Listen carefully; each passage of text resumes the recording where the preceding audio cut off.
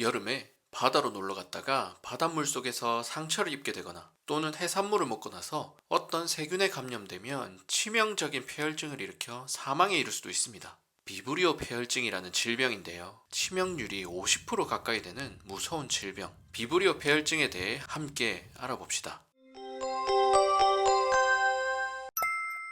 비브리오 폐혈증은 비브리오 블리피쿠스라는 비브리오 폐혈증균에 의한 감염병이에요. 콜레라균과 함께 비브리오균의 한 종류이죠. 비브리오 폐혈증균은 약간 염분이 낮은 강과 바다가 만나는 하구에서 주로 발견이 되고 수온이 18에서 20도 이상의 따뜻한 바닷물에서 활발하게 증식을 해요. 그래서 우리나라에서는 주로 여름철에 잘 발생하죠. 비브리오 폐혈증균의 감염은 크게 두 가지 형태로 발생하게 되는데요. 주로 비브리오 폐혈증균에 오염된 해산물을 먹은 경우 발생합니다. 보통 건강한 사람에서는 구토나 설사, 복통 등의 소화기 증상이 나타나는데요. 하지만 이런 장염 증상으로는 사망하는 경우가 거의 없어서 크게 걱정하지는 않으셔도 돼요. 두 번째는 상처를 통해 감염되는 경우입니다. 오염된 바닷물 속에서 상처를 입게 되거나 이미 있던 피부 상처를 통해서 감염될 수 있죠.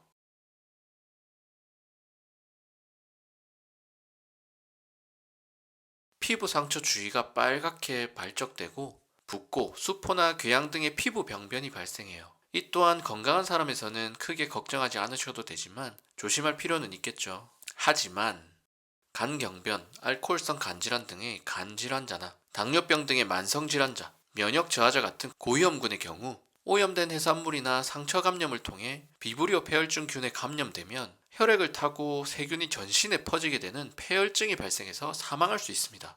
약 1에서 3일 정도의 잠복기를 지나면 발열과 오한 등의 증상이 나타나고 이후 보통 24시간 내에 주로 다리 부분에 피부 병변이 발생하는데요. 부종이 생기고 출혈성 수포 등이 발생하고 시간이 갈수록 점점 범위도 넓어지고 괴사되는 부분도 발생하게 됩니다. What color is it? My leg. Is it still red? It's still red. It's good. As long as it doesn't turn black. My leg. What color is my leg? 빠른 치료가 이루어지지 않으면 혈압이 떨어지고 쇼크도 오게 되어 사망하게 되죠. 비브리오 폐혈증 감염 증상이 나타나면 즉시 항생제 치료와 피부 병변의 치료도 필요합니다. 괴사 등의 심한 피부 병변이 있는 경우에는 빠른 수술이 필요할 수도 있고요.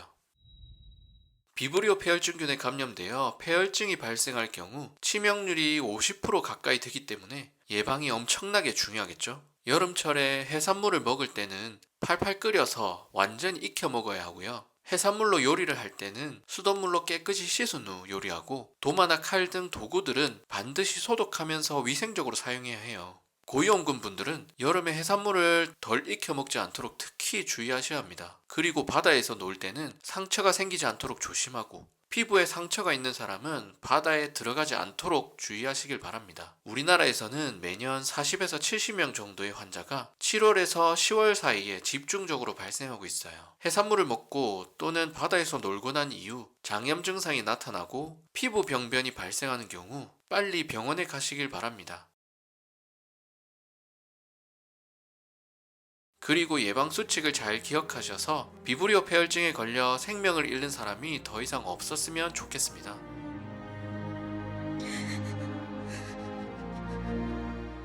끝까지 시청해주셔서 감사합니다. 구독과 좋아요, 알림 설정은 저에게 큰 힘이 됩니다. 오늘도 건강하세요.